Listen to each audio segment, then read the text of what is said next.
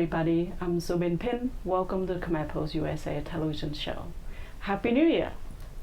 In opening show 2020, I'd like to bring you the Angkor Dance Troupe. They recently made a trip to Paris and just came back. Here in studio with me, I have Master Phousita Hui, also an artistic director, and front of me, and to my left, I have Chummeng Soun, the principal dancer and instructor for the Angkor Dance Troupe. And to my right, I have Miss Virginia Prak. She also the principal dancer and the board member for the Angkor Dance Troupe. Another information, she also the first runner-up for the Miss Global from 2005, and also Miss Cambodian Americans that was crowned here right in Lowell around on the same year. Welcome to the show, everyone. Thank you.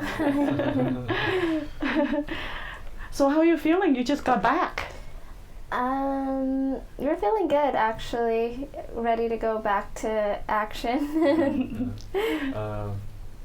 More than motivated to continue on preserving and educating the community about dance, and now we become worldwide and go worldwide. Yeah. This was the first trip that you made to Paris. The first on trip. behalf trip. of Anckor, right? Yes, Yes. we have actually second trip on It's behalf a of second Anckor. international trip. Yes. So the first trip was Cambodia, and then this is the first time in France. So, but second international trip that Angkor Dance Troupe has made. Before that, me and Phousita, we went to Paris to organize and arrange, and then 2 years later, following up, was a big group of 12 students that went to France. Yeah. 12 students from the Yes. Anckor. Yep, personally from Phousita to go visit Paris. Yeah. And we focus in cultural preservation and innovation. And as I understand, you also the principal dancer. Were you able to do some performance while you there too, or with Yes. the other students? Yes. So Chummeng was more of assisting Master Phousita with the directing and backstage scenes, and I performed along with my other 10, 11 dance colleagues. Yep. And prior to that, Phousita kind of managed the whole scene of organizing the students, and then I assist with Phousita, and also Virginia assists with the fundraising, and this was all done by student. It was Yes. all student led. Yep. So Phousita took the initiative, and then we as student, I was able to step up to help manage with the paperwork, the organizing, and then Virginia assists, and then she helped organize each role position with all the dancers. So was all led by dancers. Yes. From what I understand, I see. even Mayor of Paris came. Yes. Yes. Yeah. You have some photo for us. Yes. Yes, yes. They he was come to welcome us. It's an honor for us. Yes, and he Yeah. also attended the show as well. Yep. So he came to talk about the city of Lyon. So we were in France, Paris, France, city of Lyon. He talked to us, and he showed us some comparison between his city, and then we talked about our city, Lowell, and they welcome diversity. And we also welcome diversity, and that was the common ground that we had. Something that we shared with him was cultural preservation, and he helped support the dance troupe down in Lyon, as well as supporting us going to visit them in Lyon. And we were excited that he came to welcome us that day. And he came to the show. UNESCO, World Heritage, also came to the show. The embassy also came to the show. The France and Cambodian embassy, and multiple. So as I understand, you were mixed with Cambodian dancer in the city of Lyon. So this was an exchange program that initiated by Khmer Salabat Yep. in Lyon and the Anckor Anckor Dance that you Troupe. organize among yourself. Yeah. This is really impressive, and you done really the ambassador work for City of Lowell. I hope the mayor is watching. And the experience was incredible, and Virginia can tell you everything about it, Yeah. from the exchange with student to student, Yes. Yeah. Tell us. So the exchange with the students was very impressive to me because they are junior dancers and like a few levels lower than me because I am older and I was, they're seniors. So like seeing them step up to do leadership skills with the France-Cambodian dancers was very impressive, and each and every dancer took that initiative to help teach the dancers over there, and not even teach but create an everlasting friendship with everyone. So it was really beautiful to see, and we're excited for them to come here. Yes, tell us about it. Yes. So when are they coming? They're coming here in October, and we're gonna train here for about a week and a half, like how we did over there, and we're gonna present Muriam Gay over here again. Part 2. Part 2. So what's interesting about the Ramayanat or Rimke in translation to Khmer, part 2, is the power of preserving oral storytelling. And that was pure oral storytelling. That's why we went to study with the master teacher down there, and our master teacher here as well. Is Rimke part 2 talks about the journey of Sita as she was executed from the royal palace, right? She persevered, she fought through, she took care of her children, right? This is a part of the narrative. And to us, preserving something that is orally told is passing down the knowledge, is preserving the movement that has not been taught to the student yet. And those little details, right, is what we can carry to the next generation. And each of us as student, we only carry 60% of the knowledge, right? And versus the narrative that we usually told, which is the opening of the Ramayanat or the Rimke for us, we decided to choose the second part. And that is more important to us because we preserve the bare bone of dance. We understand the stage, and then just by understanding that alone, we can move into the innovation aspect. So this is big because I so far only have heard Rimke part 1, never heard there's a part 2 to it. Right. So definitely we'll be on the lookout, and definitely I'll be watching in October. And the difference between part 1 and part 2 is the oral storytelling, the individual detail of Sita's story, the individual detail of Rama story, and Lakshma Hanuman story, right? Those details are very, very important, and that's why Ramayanat part 2 is good to preserve for us, and that's something that we choose. Yeah. That's wonderful. I hope that people in France, maybe you could even invite the mayor coming for the audience, have some sort of sister city here and City of Loin. That would be nice. That would be a cool idea, isn't it? Mayor to come to see that the show too. Yes, this is it's really neat. It's really neat. And I think the audience probably by now, because two of you mentioned so much of Master Phousita, who we have in audience today, I think our viewer gonna want to know who you are. How was your life with Angkor Dance Troupe? Because I've had a chance to chat with you a little bit earlier that you started with Angkor Dance Troupe like 26 years ago. Yeah, I started from 1996. Yeah, from Angkor Dance Troupe. When I come here, I live in with my husband sponsored me to come, and then he want me to preserve for Khmer culture. And I understand before that, as a child, you had a chance to had your first practice at 6 or 7 years old in Royal Palace. Tell me about that memory. Yeah, when I was young, my mom took me in for a friend school every day, but except on Thursday, I'm not going to. The school is that break no school. So my mom took me in the Royal Palace. They opened the public, the student, that one day on Thursday. So my mom bring me to rehearse over there every Thursday in the morning.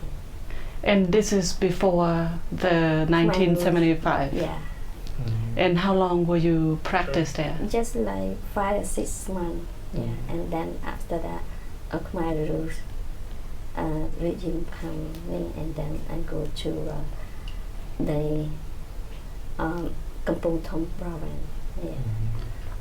And as an instant, you, as a survivor, you stayed, and you went back Yeah. and returned to the dance school. Yes. So tell me about that. Spring forward in 1980. 1980, I come back to the city, but it's not Phnom Penh. Be outside in Phnom Penh, and then I have my uncle. They work in a factory, beer. They put a Sora Kia Khmer, the name, and then they have a one Dance for the people. Yeah. Yeah, and they choose me to dance and competition to all the factory. So I have one win for number 1, and then I saw my teacher GSME From the Royal Palace, Royal Palace. when you were a child. Teacher, Yeah. I know about that. She's one of the judge. Yeah. Yes. And then she, he thought me is her student. After that, I come to say hello to her, and then she called me. Oh, so you go back to Royal University on Friday. They opened the school, so I went there. So you attended the School of Fine Art Yeah, in Phnom Penh. Phnom Penh. Yeah. Yeah. To 1980 until 1989, I have a high school diploma, and then after that I become a teacher. And you taught in Cambodia before, prior coming to Lowell, Massachusetts. Yes, yeah. So you brought wealth of experience and knowledge and everything else that you carry with you coming to share. Actually, it was this story that really sparked this idea of going to France, because Phousita was training with Master Teacher Kanika. And Master Teacher Kanika was a granddaughter of Lucky Me. And so yes. it was Same teacher. Yeah, the same teacher. And so it was these two ideas when she started telling the story that we start making the connection. Okay, so what if one day we connect Master Teacher with Master Teacher Phousita Hoi from the US with Master Teacher from France. And that's what we end up doing. And our first trip, we were able to preserve a dance drama. And then from there on, the relationship keep building up. And then 2 years later, we're here. Yeah.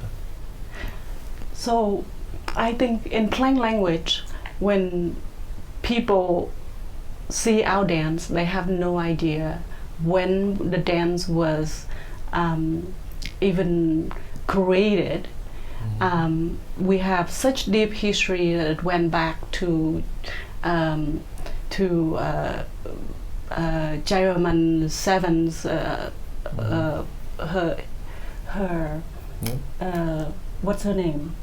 So during that time period, the 1700s, dance and architecture play a big role in translating and the idea of transcendence, right? The idea that dance was utilized as a form of communication between human and God.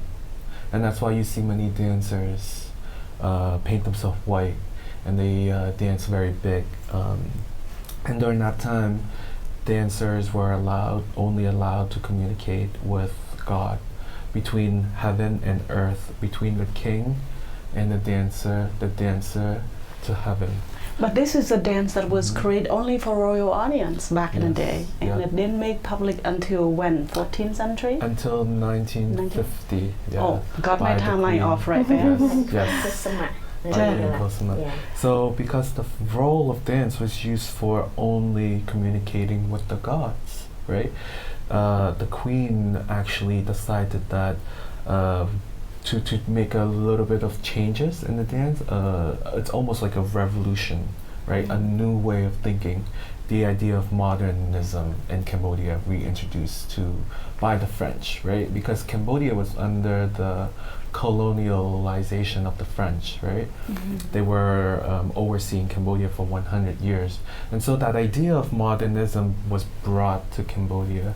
And so to keep dancers in the royal palace to just communicate wasn't enough. So what the queen did was she started giving them expression, emotion, right?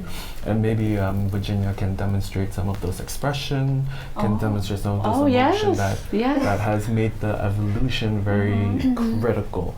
And this was what gives us Cambodian identity, is the expression, the emotion that we can just do it with our hand, with our face, with our body. And in addition to that, it also you have to dance like all your life to get where you at. So tell me, how many years have you been dancing? So I started when I was about 8 years old, and I'm 26 now. I don't know the math, but like it's been a long time. And can you demonstrate some what he just referred to? So for example, the idea of smiling, right? Back in the day, you can't smile with your teeth, and you can't show the smiling of your lips, right? But then once that idea of modernism comes into play, right? Dancers express through their facial expression. They start using their face, their body even more, right? Desaturating, leaning towards what the human-like. So that is a classical dance.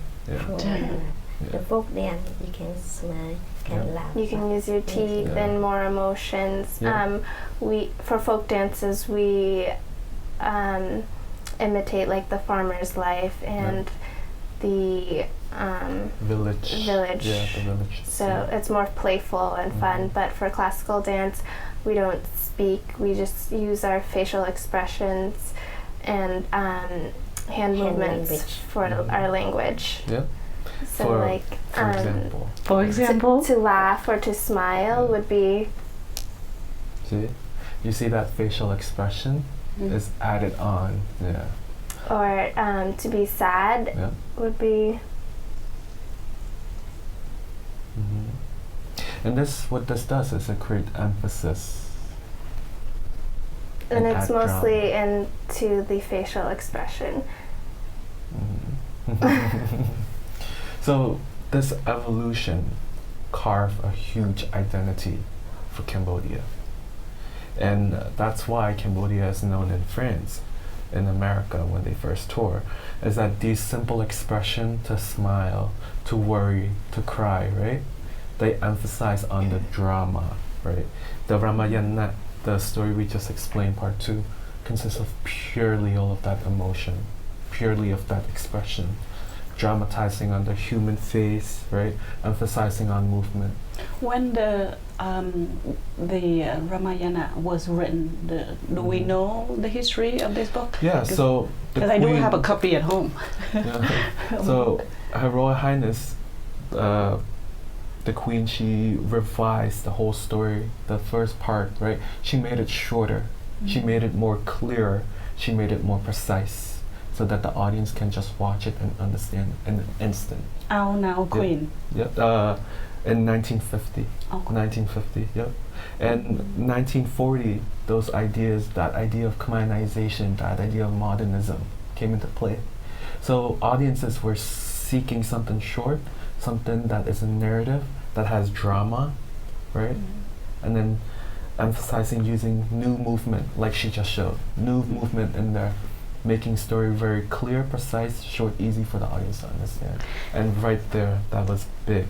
And Master Phousita, when you started with Anckor, back then Anckor was just a new organization that had only a few simple dance.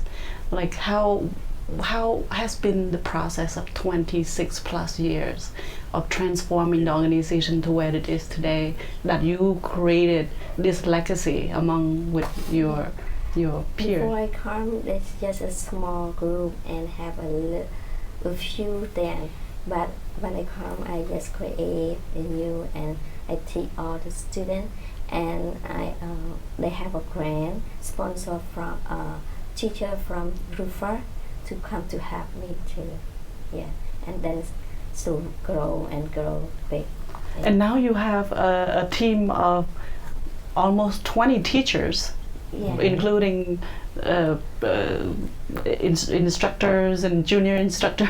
Yeah, because I brought all famous teacher and very good for teaching, and all the students learn hard and take a long time. So now I have a lot of teacher, so they become a teacher to help me a lot.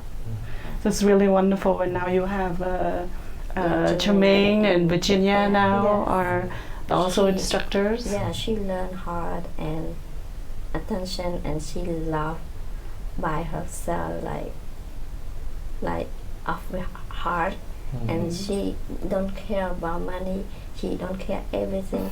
Just spend time a lot from Angkor Dance Troupe, and she thank you all of the teacher. I have a lot. Like I happy, very happy. I have a lot of students to help me. So I just went there on Sunday, and the whole floor come to full life. You have kids from age 5 all the way up to 18 Yes. and 40 plus Yeah. students. Yeah. It's such a lively place. Yeah. Yeah, I You- have every year I had to choose student for next generation. When a lot of people, student is not stay like long time. Some people like 2 or 3 years and they left, and then a lot of dancers they love like her generation of like 10 principal dancer, very good. Yeah, keep like that. But you have to choose every year for keep generation to generation for Angkor Dance Troupe. Well, If you think about it, it's like gardening. It's like planting a huge plot, right? And you can't tend every one of them. So you take each seed, you plant each seed, and then you let it grow. You keep watering, you let it grow.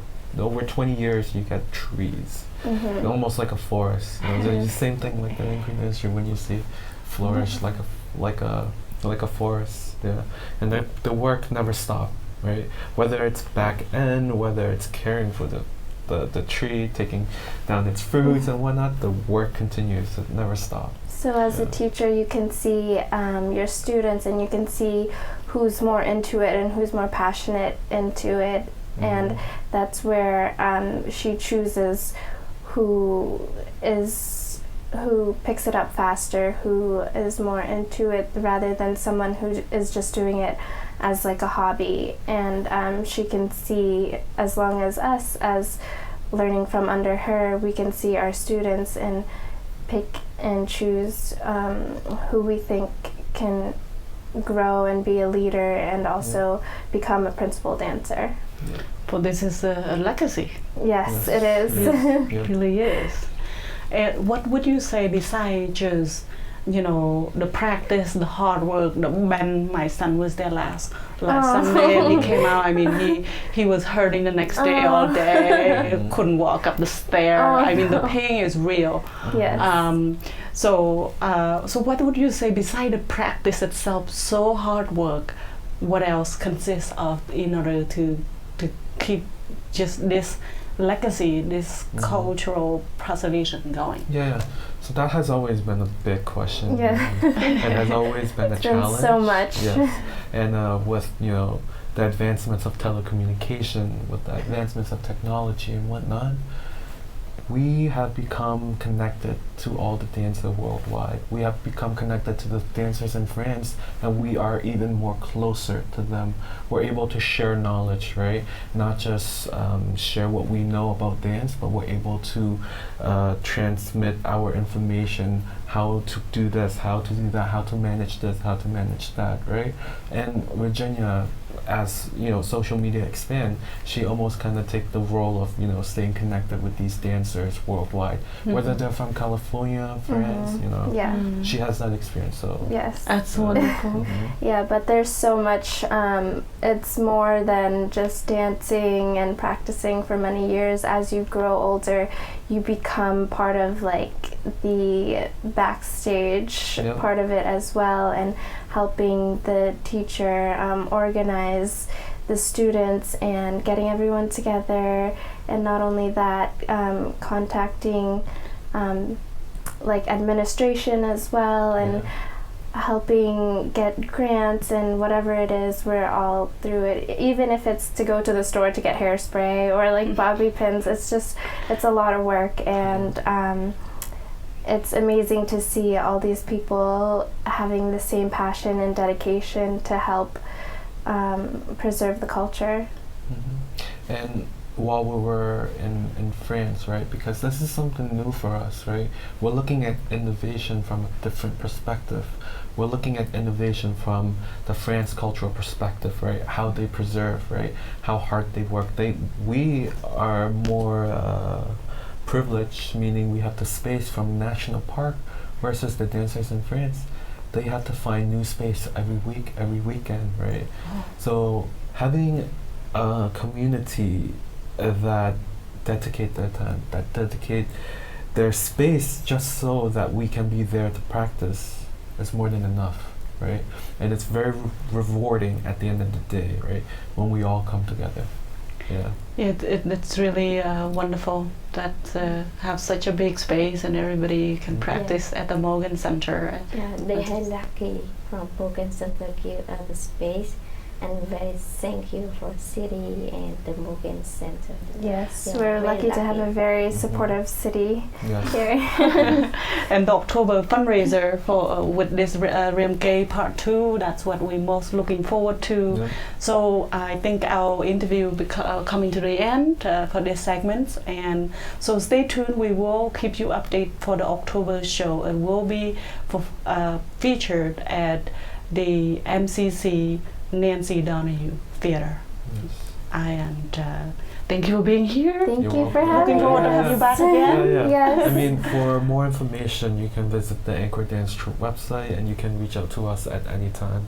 Virginia will be there if you come and visit the dance troupe. We're at Morgan Center, the 3rd floor. Yeah, you can call us, visit us. Thank you, and see you next time.